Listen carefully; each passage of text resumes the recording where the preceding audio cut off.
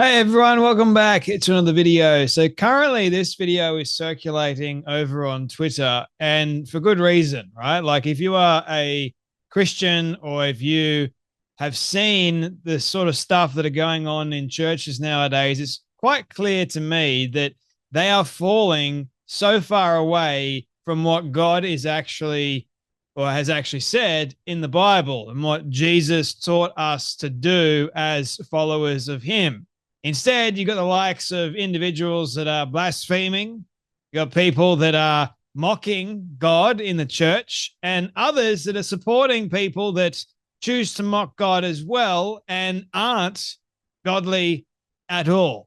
You've also got other churches, especially this particular Methodist church, that has decided to employ, I guess you could say, a pastor who happens to be gay as well as a drag queen.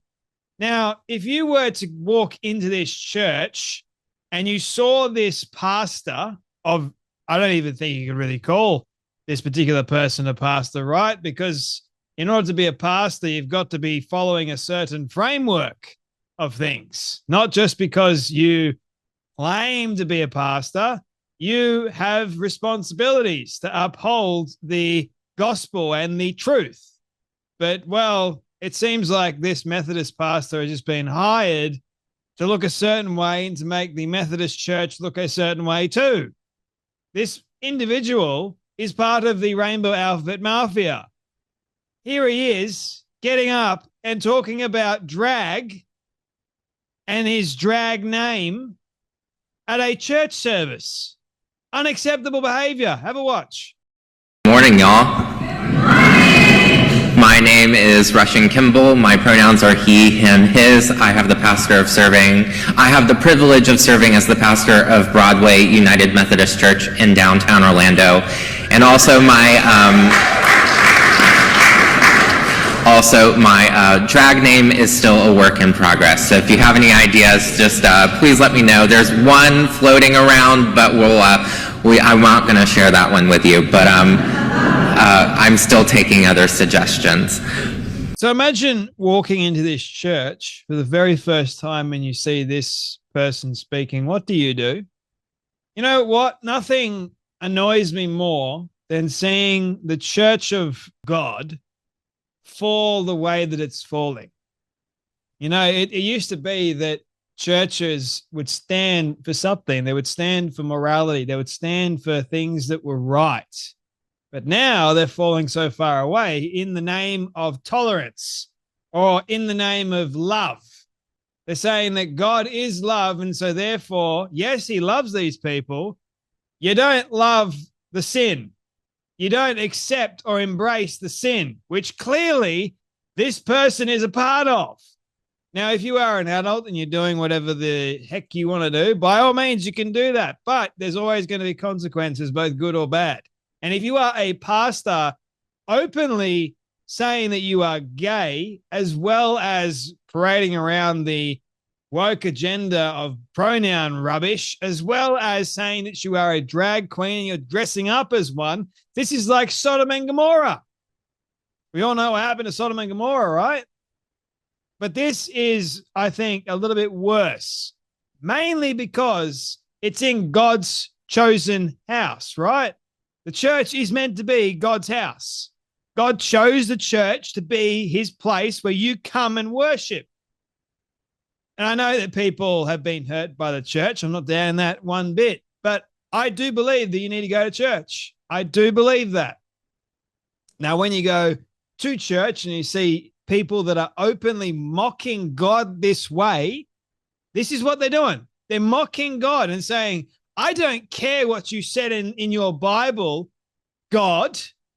I don't care if you said that it's sinful to lay with another man or to act a particular way that goes against everything that is morally right or sound. I don't care.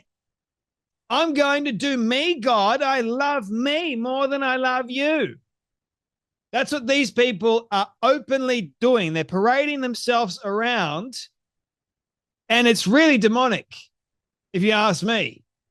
Now, I know there are people that watch my show and you may not be Christians, but I don't think that matters. I don't think it matters. I think if you are a person that loves things that are good and sound, you wouldn't agree to having this sort of nonsense in the church. If you're going, I'm a non-believer and I see the church embracing things that I don't agree with, that I would deem as being actually evil, why would I want to attend a church? Why would I want to believe in God if God is just all accepting of things that are evil as well? Huh? How does that work? Exactly. God does not stand for evil. It's the reason why he gave his only begotten son, so that he could save all of us from sin, from evil. But alas, you got these pastors that will parade themselves around. And I kind of like, can you even really call them pastors? Like I said a moment ago, I don't think so. But hey, if you want to call yourself a pastor, mate, you're going to give a double account one day when you meet God. And I don't think you're going to be like, God, I was doing me. God's going to ask you, what did you do with the time that I gave you on this earth to serve me the right way? I wonder, is this pastor of sorts going to defend his actions, or is he going to bow down his head and say, God, I apologize. I was wrong. I should not have been mocking your holy, precious name. I should not have been degrading your church. I shouldn't have been parading myself around as if it was acceptable for sin. And also the Methodist Church has something to say about this as well. The senior pastor, the leaders that are allowing this all to take place, shame on you all. Shame on you all for allowing this to happen. But I know that God's going to have the final say in the end. So I can only do my bit, and I can only share what I know to be true and what I know to be accurate based on what I've read in the Bible. And I'm not talking about the Old Testament, by the way. I'm talking about the New Testament. If Paul was still alive today and he saw this, mate, these people would be in a lot of trouble.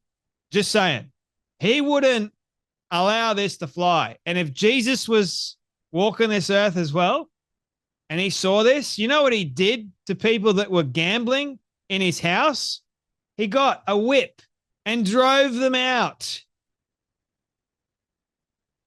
And yet you got pastors nowadays that are accepting of homosexuality in the church, and they've made the excuse of, oh, trans and gay people have a lot more faith than regular Christians that I've noticed, because they've got an extra thing they've got to deal with. Hello? You are trying to say that a sin is not sin? That was Andy Stanley, by the way.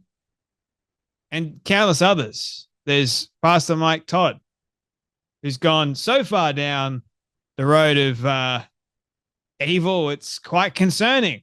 But he's still there. He's still preaching. He's still teaching. Feel good message, man. There's so many other pastors that I've been seeing that I look at and I'm going, what's happened to you? You know, there was a message that a long time ago, in fact, when I was a little kid, I still remember this message. My old pastor preached on the little foxes that spoil the vine, that spoil the branches. If you allow just one fox in, that's all it takes, just one. If you allow the little fox in, it's going to start eating away at all of the good, all the vines. And eventually, more foxes are going to come in because you've allowed one in. The more you let in, the worse that it gets. Until sooner or later, you're having to drive them out by burning everything that you originally had. And you've got to start from scratch once again. Could have been avoided. You were originally once healthy. You stood for what was good, what was right. and you allowed the lie of the devil, a little fox, to come in to spoil the vine. That's all it takes. Choice is yours, ladies and gentlemen. Choice is yours. Now, I know there's people that don't believe this. Totally fine with me. Thing called free will. And I would be happy to debate anyone in person. Just saying.